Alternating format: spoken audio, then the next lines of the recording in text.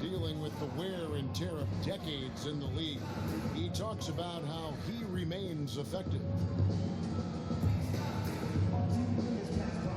Well, you have to make adjustments. Well, at Kobe's age and with Utah going with an almost entirely new group here. Freaks checked in for Favors. Booker comes in for Lyles. Hood's checked in for Gordon Hayward. And Alec Burks subbed in for Exum. So on the floor for Utah. Tearing up in the backcourt, Trey Burke and Alec Burks. Trevor Booker is out there with Freak. And it's Hood in at the three. From deep three-point range, Burke can't get it to go. And one feels bad for the way Julius Randle's career started. I was there that night. First game of the season, 7th pick out of Kentucky in the 2014 draft. Suited up for one game, broke his right leg 14 minutes in. And the guy that comforted him the most, I recall very vividly, Kobe Bryant, stayed with him the entire time when he was really in shock on the floor. He was, and unfortunately, for so many reasons. For one, he had really been progressing in the Summer League, and the Lakers obviously had high hopes for him. And when he went down, that was the start of the rest of the ship kind of going down with him. Let's check out what Doris Burke has for us. Well, Kev, Freak in the last matchup against the Mavericks had a huge game. He picked up 10 points and was his usual self on the glass, grabbing just about any missed shot that came off the rim. This outing just the latest from him in what has been an incredible display of basketball. Thanks, Doris, for revisiting what was an astounding performance. Yeah, that's certainly one that we'll be talking about here for a long time. I say it would.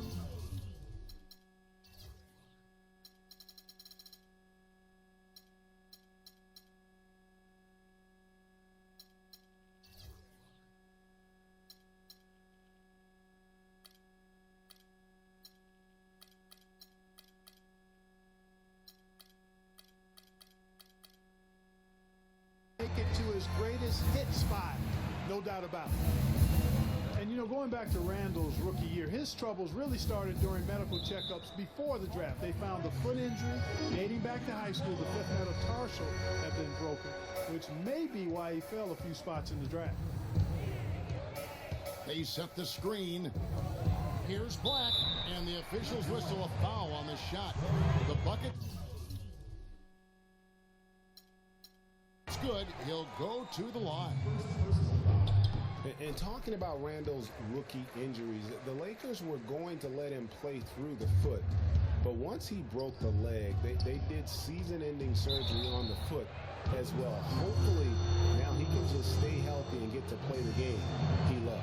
Utah shooting their third and fourth free throw shots of the night. And they've been mediocre all season long, just about 72% from the line. And guys, that allows their opponents to play very aggressive defense if they choose to, knowing it's not a bad thing to send them to the foul line. There's 25 seconds left to play here in the half. And there's the defensive 3-second call. The Lakers have gone 9 of 10 from the line, so making the most of their chances. And their success rate on the season, right around 77%. And that's a little better than they did last year from the free throw line. And he shows the focus there, nails the technical. –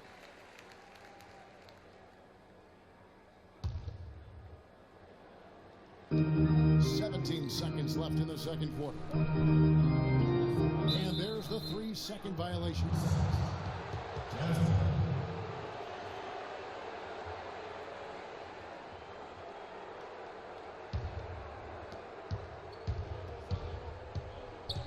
Here's Burke. He's had some playing time, but no scoring yet from him. And check out the bounce.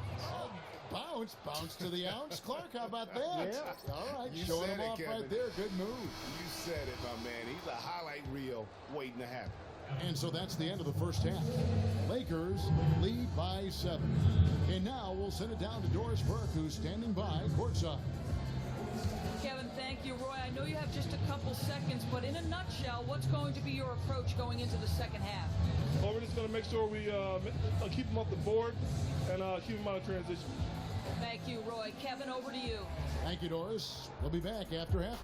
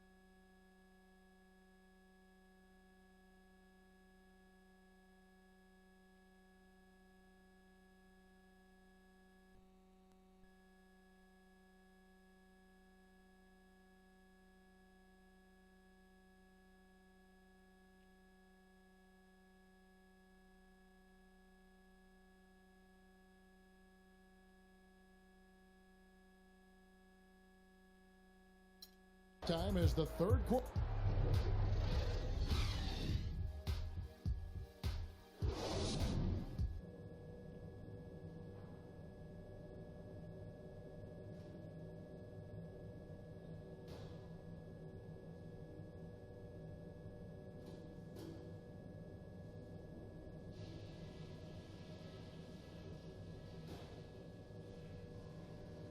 Okay, guys, let's talk about that first half.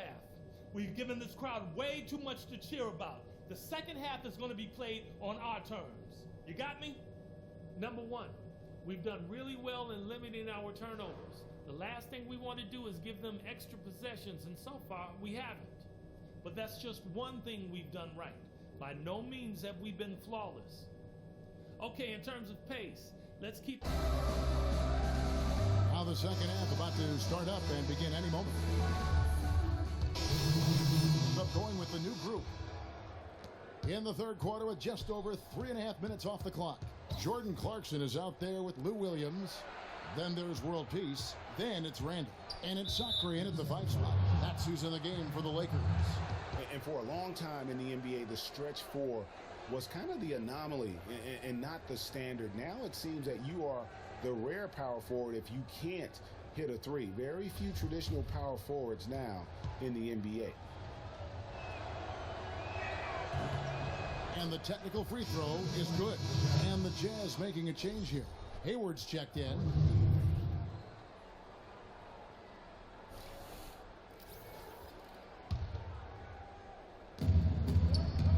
Exum kicks to Freak. Williams with the steal. And now Williams running the floor all by himself. And they'll keep possession. 1:51 left in the third quarter. The timely screen gave him a step, and he took it all the way. Boy, the D has to show a little more fight on the interior than they did on that trip. They've got a battle inside. This game has been a battle, and maybe they're starting to just run out of gas a little bit. Randall passes to Sacre, 13 feet away. And it hung on the rim, but wouldn't fall for him. Jazz trail by 6. Clark Lyles, one of the many great players to come out of Kentucky and be eligible for this draft. He didn't wow as much as his teammates. I'm telling you what, he can play. He's got a lot of game. He's actually one of my sleepers, Kevin, because he can do everything well. He can handle it. He goes both ways. He can shoot it. He defends. Really good IQ. I like this guy as being a surprise producer as an NBA player. Exum kicks to Freak. No dice from 9 feet out. You know what? He's just stone cold right now. Really not sure if he's their best option offensively as they try to get back. Los Angeles will go for a different look here.